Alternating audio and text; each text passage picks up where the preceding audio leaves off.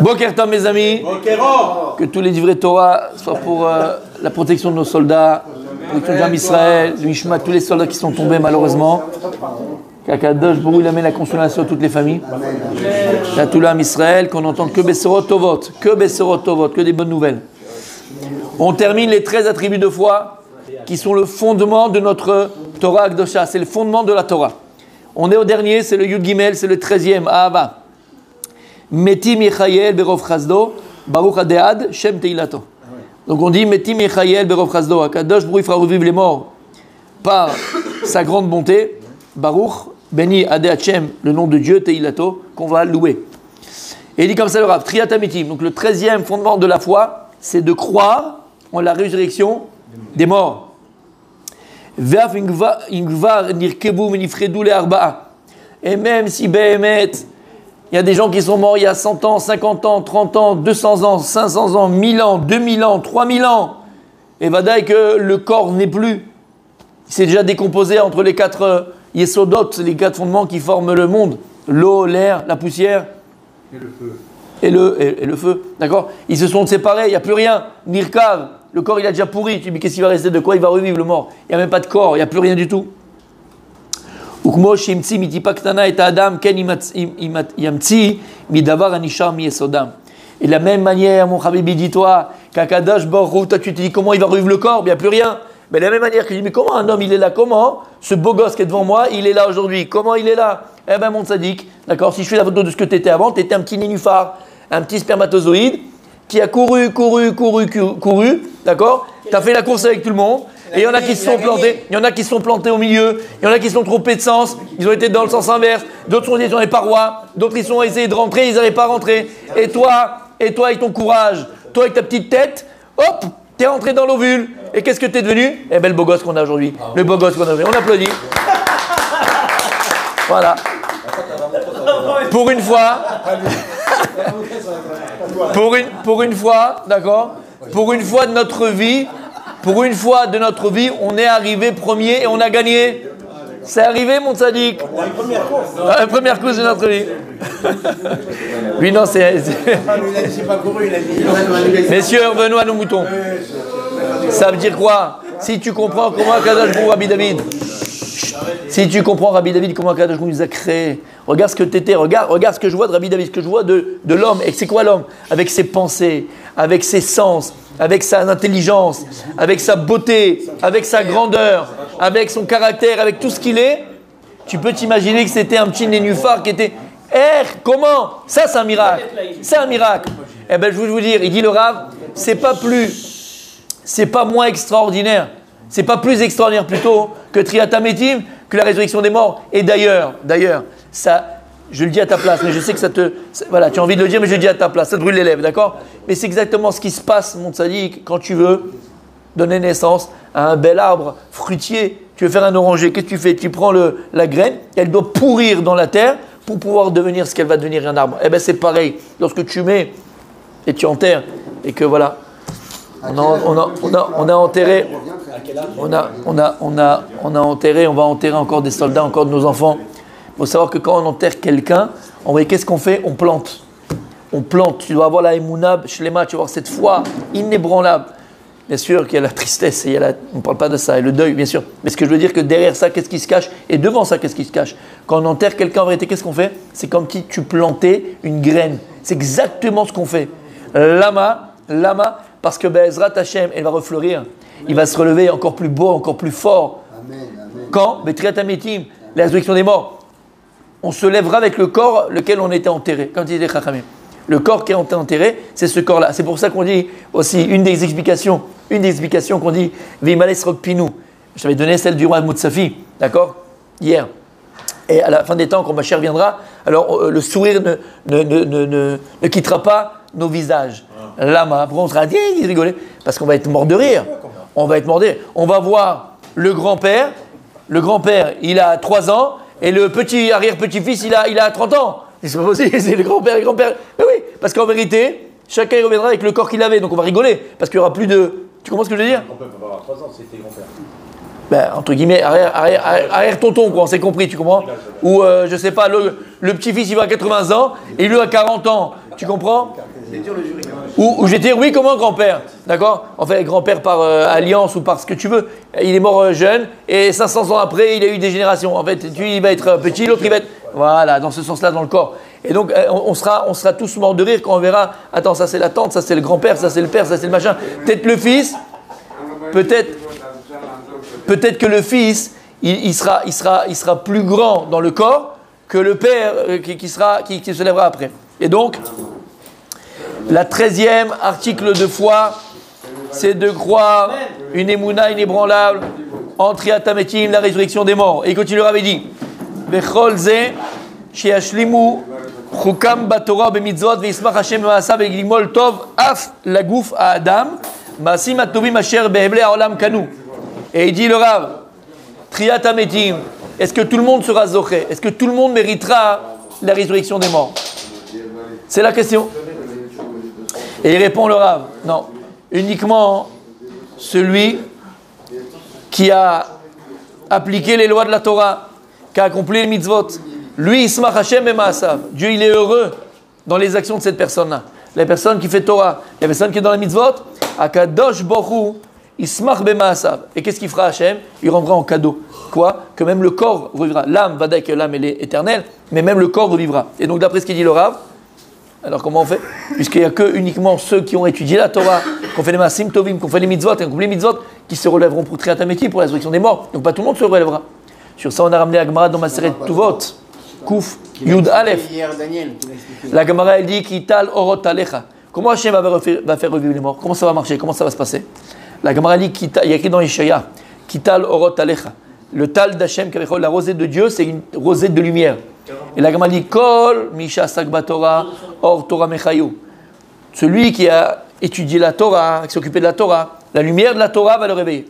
Et celui qui n'a pas étudié la Torah, qui ne s'est pas occupé de Torah, alors la lumière de la Torah ne pourra pas le réveiller. Et j'ai dit une petite parenthèse, c'est exactement ce qu'on a vu dans Disney. La truc au bois dormant là. La belle au bois dormant. Quand le prince pour la réveiller, il va l'embrasser. Ouais. Et en fait, c'est exactement ce qui va se passer. Et à l'inverse, le prince, c'est le Ham Israël, c'est le juif et la juive qui aura étudié la Torah. Et la princesse, c'est la Torah qui viendra lui embrasser les lèvres. Et comme ça, on se relèvera. La Torah, elle viendra, elle rembrassera les lèvres de celui qui l'a embrassé de son vivant. Parce que lorsqu'il dit le Baal Shem Tov, qu'est-ce que tu fais en vérité? C'est le Harizal aussi dit ça. Quand tu viens étudier la Torah, qu'est-ce que tu fais? Quand tu sors, on va tout parler, 2 minutes. Et tu étais là en plus, c'est dommage.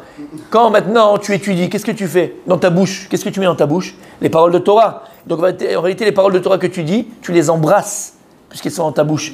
Et donc en réalité, mère, que toi, de ton vivant, tu as embrassé la Torah. Après 120 ans, Mashiach reviendra, Triat Hametim, région des morts. Alors la Torah, elle reviendra embrasser tes lèvres, et c'est comme ça que tu te relèveras à la région des morts. Shamata, la Gemara, elle dit donc, quand le Rav dans la Gemara, il a appris cet enseignement, il s'est mis à pleurer. Il a dit alors si c'est ça, combien de juifs ils vont pas se relever? Combien d'ignorants vont pas se relever? Et il s'est mis à pleurer. Il y avait son élève qui était devant lui, qui a entendu la leçon de son Rav. Il voyait son Rav pleurer parce qu'il s'est dit alors pas tout le monde va se relever. Il s'est mis à pleurer. Il a dit je peux pas le laisser comme ça mon Rav. Il est parti chercher une solution à ceux qui n'ont pas étudié la Torah. Il est parti, il a cherché. Il est revenu chez son Rav. Il a dit Rabbi, ne pleure plus. Tous les juifs se relèveront, presque tous en tout cas se relèveront, beaucoup se relèveront. Tu sais pourquoi? Il y a écrit Atem Advekim Bashem Chem Kolechem Hayom. On doit se attacher à Kadosh Baruch Dabekbo. On doit s'attacher à Hachem. Et de l'autre côté, écrit dans Parashat Nitzavim, Akadosh il appelait Esh Ochla. Dieu, c'est un feu dévorant. Alors comment tu peux me demander de m'attacher à Hachem, d'accord? Et de l'autre côté, c'est un feu. Si je m'attache au feu, je me brûle. Je ne peux pas m'attacher au feu. Alors en fait, c'est quoi l'explication où on nous demande de s'attacher à Kadosh Baruch? Il vient dire, j'ai trouvé. Lorsque maintenant toi, tu vas non. Soutenir. Marier ta fille. Un Talmid Chacham. Voilà. Shana, un Talmid Chacham. La première et les autres qui vont suivre. Quand tu vas marier ta fille à un Talmid Chacham, alors c'est comme si tu t'attachais, tu montres que quoi? Que c'est ça le plus important. Parce que qu'est-ce qu'on cherche? Dis-moi, il fait quoi? Il est avocat, hein? Il est médecin, hein? Il fait quoi dans la vie? Tu as compris? Non, baby. Nous, ce qu'on veut, mon tzadi, qu'est-ce qu'on cherche? On cherche un ben Torah, quelqu'un qui a des valeurs de Torah. On voit la famille, on voit les midot, on voit les mitzvot. il se lève la tfila, il fait la tfila, c'est ça qui nous apporte. Talmid Chacham. Si tu vas marier ta fille à un Talmid Chacham, la Gemara elle dit, c'est comme si tu t'attachais à Kadosh Baruch Hu. Si maintenant toi tu viens et tu vas aider un Talmid Chacham de ton argent, soutenir un Talmid Chacham avec ton argent, c'est comme si tu t'attachais à Kadosh Baruch Hu. Si maintenant tu fais du business avec un Talmid Chacham, tu as deux personnes, un il est rien il ne fait pas tes trucs et l'autre il est Talmid Chacham. Tu dois préférer celui qui est Talmid Chacham pour lui faire business, qu'il a une parnassa. Alors c'est comme si tu t'attachais à Kadosh Baruch Hu. Et donc il a dit voilà j'ai trouvé. Et en fait il n'y a pas un juif qui n'a pas une foi, aider une yeshiva, aider une synagogue, aider un kollel, aider un pauvre qui est Talmid Chacham. Ça n'existe pas. Il n'y a pas un juif. Et donc voilà, tout le monde aura un Triat Hametim. Comme ça il a fait. Et son maître il a été apaisé. Alors j'ai dit. Vadaï qu'après, ce n'est pas le même training, on n'aura pas la même chose. Mais, vadaï que tout le monde aura Triat Hametim. Vous avez compris? Donc voilà comment on peut avoir Triat Hametim, la résurrection des morts, même si on n'est pas érudit en Torah, même si on n'est pas les Dabek Bakadosh Baruch Hu. Et je terminerai avec une chose, pas pour maintenant, mais juste pour par rapport à ce que je viens de dire.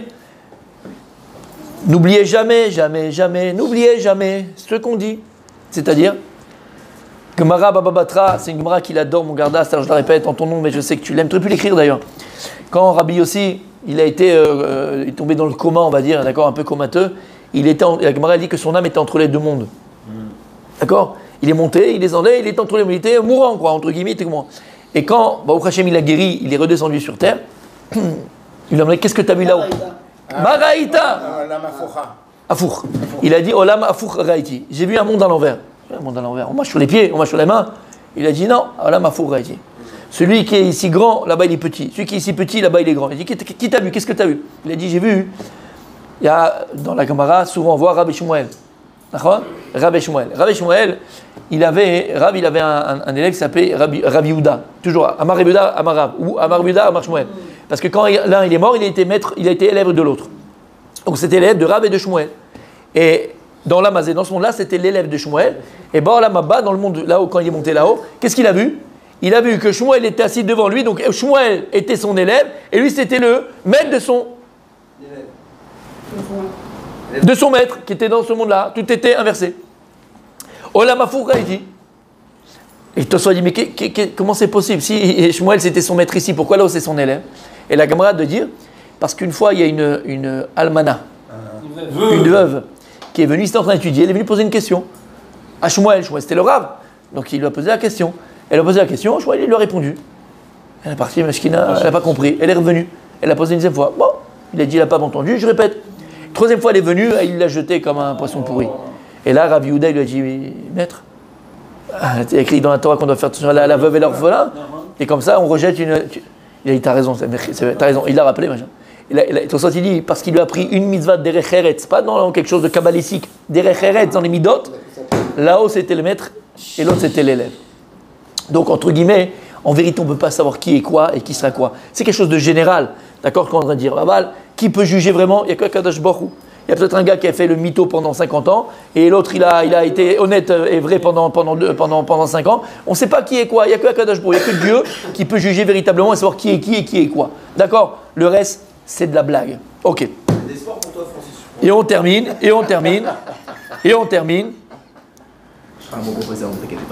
Ve'akiru ve'edu ki ata dayan emet bedin. Regardez ce qu'il dit après. Ve'akiru ve'edu ki ata dayan emet bedin memit umchayev ezechecha ledor vador haya ove ve'yeh. Et tout le monde saura que Dieu c'est un dayan emet, un juge vrai. Et Dieu est juge vrai, pas comme nous, comme il a dit Shmuel lorsqu'il a cherché le Mashiach Hashem, le roi d'Israël. Après Shmuel, il est parti chez Ishaï. Il a eu tout l'adresse d'Hachem, tout machin. Il est rentré là-bas. Il a dit, regarde, Dieu, il dit que c'est un de tes fils qui va être roi d'Israël. Alors, il a vu le premier, Oliav, l'autre, il était machin, l'autre, il était beau, grand, magnifique. Quand je vous l'ai dit, dis-moi, jusqu'à quand? Adam, Roel, Aenaim, Vani, Roel, Aevav. Il dit, Hachem, nous, regarde quoi? Avec les yeux, on voit l'extérieur. Waouh, il est beau. Waouh, il parle bien. Waouh, mais Kadosh Baruch Hu, il ne voit pas l'extérieur. Qu'est-ce qu'il voit, Kadosh Baruch Hu? Le Kankan, Mashiba Kankan. Regarde ce qu'il y a à l'intérieur de la cruche. Regarde pas la cruche. Regarde ce qu'il y a à l'intérieur de la cruche. C'est un petit peu Ayen. C'est un grand limoud qu'on avait fait il n'y a pas très longtemps, mais il y a quand même des années. D'accord, Ayen, Indiana Jones. Rappelez-vous, la dernière croisade. lorsqu'il est là à chercher la coupe. D'accord? Ben l'autre, le nazi, qu'est-ce qu'il va avoir? La belle coupe qui est magnifique. Mais non, finalement, c'était quoi? D'accord? Il va prendre le petit truc là qui est tout pourri. Eh ben voilà. Altistakel regarde ce qu'il y a à l'intérieur et pas ce qu'il y a à l'extérieur. Alors, la 13e attribut de foi, Anim, Amin, Bemoula, Shlema, Betriat, Ametim, que les morts vont être ressuscités. On avait dit à partir du petit os, le loose, Ariel, le cours qu'on avait fait, je ne vais pas refaire le cours. D'accord? Aval, c'est le 13e principe de foi. Et il dit le Rambam que ces 13 attributs de foi, ils sont inséparables. C'est-à-dire, tu ne veux pas dire, oui, moi je crois au 3e attribut, mais pas au 5e. Je crois au Mashiach, mais je ne crois pas à Triat Ametim. Je crois à Triat Ametim, mais je ne peux pas croire en ça. C'est pour ça qu'il y en a 13. Il dit pourquoi 13? 13 c'est Ava. Ava c'est Echad. Ça forme un seul bloc. Et si quelqu'un se dirait, ok, moi je crois à celui-là, mais pas à celui-ci, il est appelé Moumar Batora. Il n'est pas il a un moum. Il est comment dire moum? Il a un défaut. Il a un défaut de fabrication. C'est un seul bloc. Tu dois tous les jours travailler ta Emouna sur ces 13 attributs de foi parce qu'ils sont inséparables. On continue devant.